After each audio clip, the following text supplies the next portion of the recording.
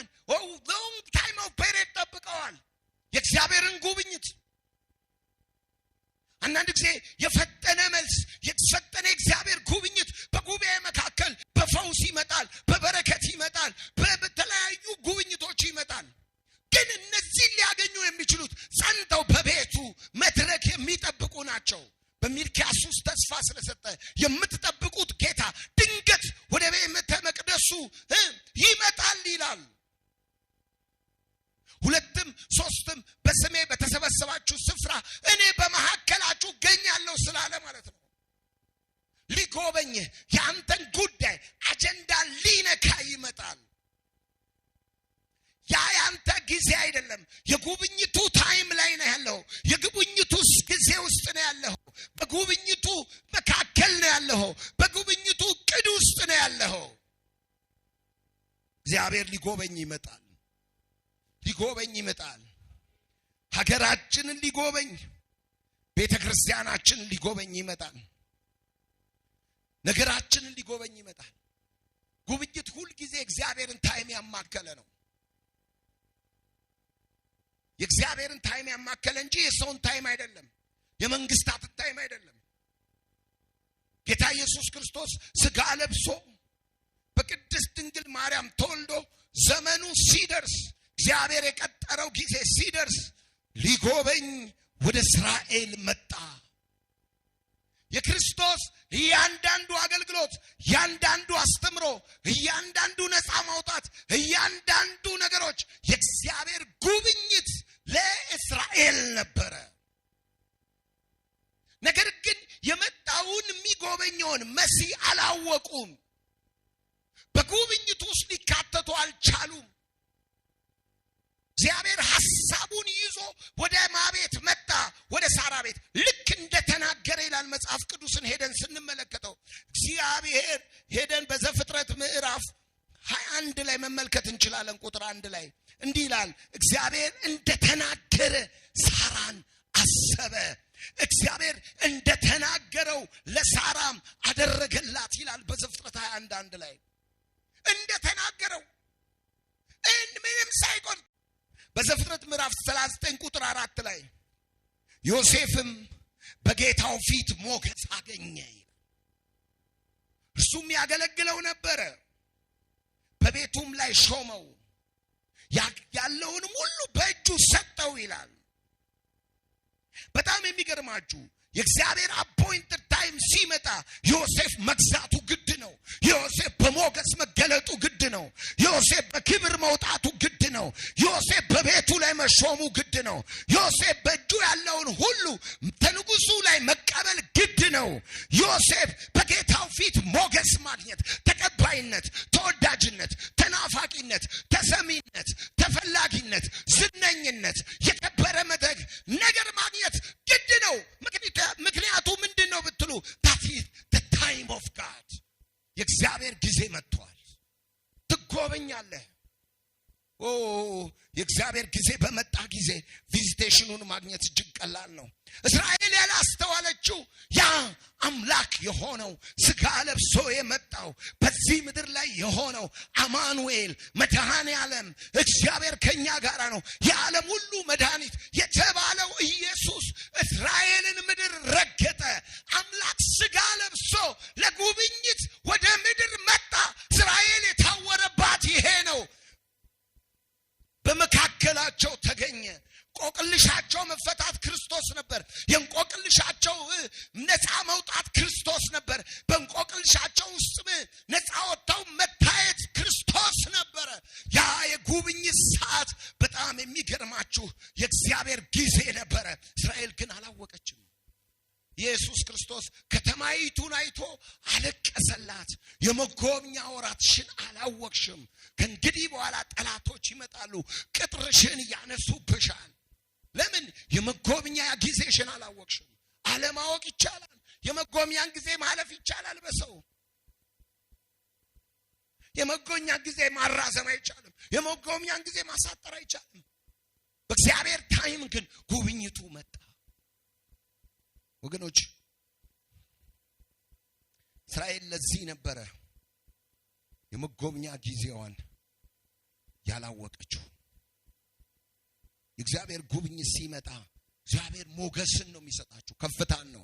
በዘፍጥረት ምዕራፍ 40 ቁጥር 4 ላይ የዘበኞች አለቃ ዮሴፍን አስጠራው ይላል። ለዮሴፍም አሳልፎ እስረኞቹን ሰጣቸው፣ እርሱም ያገለግላቸው ነበር። በግዞት ቤት አያሌ ቀን ተቀመጠ። የሚገርማቸው ብቻ አይደለም፣ ዮሴፍ እንደገና በክብር አርጎ በወንድሞቹ መካከል ሲያስባቸው ታያላችሁ። ይህ ሰው ዮሴፍ የመጎብኘት ሚስጥር የገባውና የተረዳ ሰው ነበረ። እስራኤልን እንደሚጎበኛቸው ቀድሞ ይመለከት ነበረ። የእግዚአብሔር ጉብኝት የቪዚቴሽን ኦፍ ጎድ ከፊታቸው እንደሚመጣ ዮሴፍ ይናገር ነበረ። በዘፍጥረት ምዕራፍ 50 ቁጥር 24 ላይ ሄዳችሁ ስትመለከቱ ዮሴፍም ወንድሞቹን አለ፣ እኔ ሞታለሁ፣ እግዚአብሔር ግን መጎብኘትን ይጎበኛቸዋል። ምን አይነት ጀግና ነው! ሃሌሉያ! ከእምነት ጀግኖች እንደ አንዱ ተጠቅሷል በዕብራውያን ምዕራፍ 11 ላይ።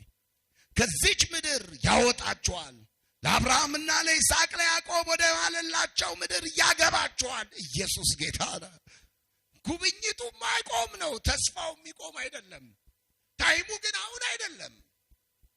ዮሴፍ እኔ ሞታለሁ አላቸው፣ በግብጽ እቀበራለሁ፣ እኔ ቀራለሁ፣ ግን ስትወጡ አለ አጥንቴን ይዛችሁ ውጡ። ሃሌሉያ! እግዚአብሔር ወደ ጎበኛችሁ ስፍራ ይዛችሁኝ ውጡ፣ አጥንቴ ግብጽ አይቀርም አላቸው። ምን አይነት ያየው ገና ከሩቁ የነበረ እግዚአብሔር ጉብኝት ነበረ። ዮሴፍም የእስራኤል ልጆች እግዚአብሔር ሲያስባችሁ አጥንቴን ከዚህ አንስታችሁ ከእናንተ ጋር ውሰዱ ብሎ አማላቸው፣ አስማላቸው። በጉብኝቱ ውስጥ የእግዚአብሔር ባርኮቶች በከፍተኛ ሁኔታ ይለቃሉ። ጉብኝቱን እግዚአብሔር ከሰው ጋር ነው ያያያዘው። እግዚአብሔር የሚጎበኘው እንደ ቱሪስት ሀገር አይደለም። ኢየሱስ ጌታ። ጉብኝት የሚመጣው ለማን ነው? ለሰው ነው። ጉብኝት ለሰው እንጂ ጉብኝት ለሀገር ጉብኝት አንተ ስትጎበኝ እኮ ነው ሀገርክ የሚታሰበው። እውነት ነው አይደለም? ሀገርክ የሚባረከው።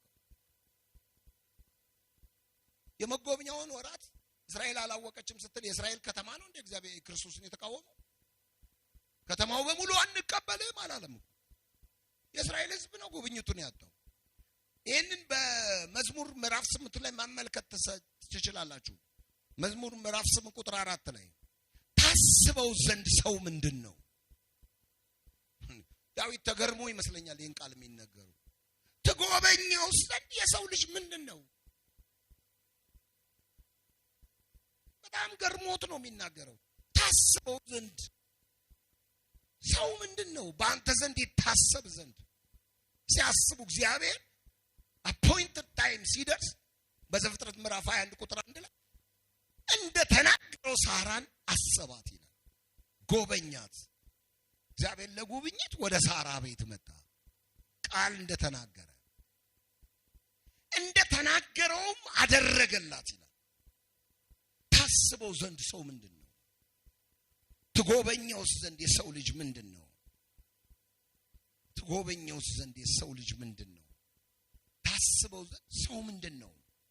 ዳዊት እኔ እዚህ ክፍል ውስጥ እጅግ ተገርሞ ነው እየተናገረ ያለው።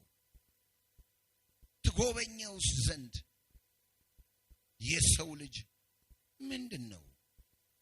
ከመላእክት ጥቂት አሳነስከው፣ በክብር በምስጋና ዘውድ ከለልከው፣ በእጆችም ሥራ ሁሉ ላይ ሾምከው፣ ሁሉን ከእግሮቹ በታች አስገዛለት። በጎችም ላሞችም ሁሉ ደግሞም የምድር በዳውን እንስሶች፣ የሰማይ ወፎችን፣ የባህር ዓሦችን፣ በባህርም መንገድ የሚሄደውን ሁሉ አቤቱ ጌታችን ሆይ ስምህ በምድር ሁሉ ላይ እጅግ ተመሰገነ። ቁጥር 1 ላይ አቤቱ ጌታችን ስምህ በምድር ሁሉ ላይ ተመሰገነ፣ ምስጋና በሰማያቶች ላይ ከፍ ከፍ ብሏል። ከሕፃናት ከሚጠቡ ከልጆች አፍ ምስጋናን ላንተ አዘጋጀ፣ ስለ ጠላትና ስለ ቂመኛ ለማጥፋት። የጣቶችን ሥራ ሰማያቶችን ባየው ጊዜ ጨረቃንና ከዋክብትን አንተ የሰራሃቸውን ታስበው ዘንድ ሰው ምንድነው? ትጎበኘው ዘንድ የሰው ልጅ ምንድነው? ይሁን ፕሮግራምድ ተደርጎለት ተቀምጧል። ስለ ጎበኘኸው ነው። የእግዚአብሔር ጉብኝት ሁሉ ጊዜ የሚያማክለው የመጀመሪያ ሰዎችን ነው። እግዚአብሔር ጉብኝቱ ሊሚትድ አይደለም፣ ሰፊና ብዙ ነው። መዝሙረ ዳዊት ምዕራፍ 17 ቁጥር 3 ላይ ሄዳችሁ መመልከት ትችላላችሁ። በዛ ክፍል ልቤን ፈተንከው ይላል። በሌሊትም ጎበኘኸኝ ፈተንከኝም፣ ምንም አላገኘብኝም። ዳዊትን ሊጎበኘው የመጣው ሌሊት ነው። አንዳንድ ጊዜ ጉብኝት ታይሙን አንኤክስፔክትድ ነው። ሌሊት እግዚአብሔር ሊጎበኘው መጣ። የእግዚአብሔር ጉብኝት ሁሉ ጊዜ ሪሌት የሚያደርገው ከሂውማን ቢንግስ ጋር ነው። አንዳንዶቹ